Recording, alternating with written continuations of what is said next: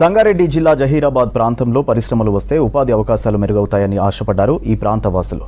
National investment and manufacturing Jones విస్తరణ పనులు మొన్నటి వరకు ఒక అడుగు ముందుకు 2 అడుగులు వెనక్కు అన్నట్టుండేది. ఈ మధ్యకాలంలో కొంత హడావిడి ప్రారంభం కావడంతో స్థానికులు సంతోషం వ్యక్తం చేస్తున్నారు.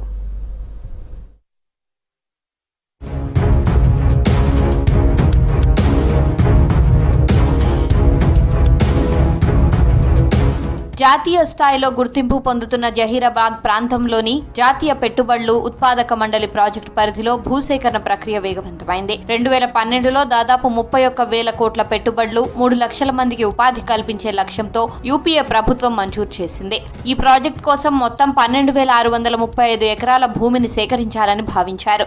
ప్రభుత్వం 5 ఏళ్ల క్రితం మొదటి విడతలో భాగంగా 3,500 ఎకరాలు సేకరించింది.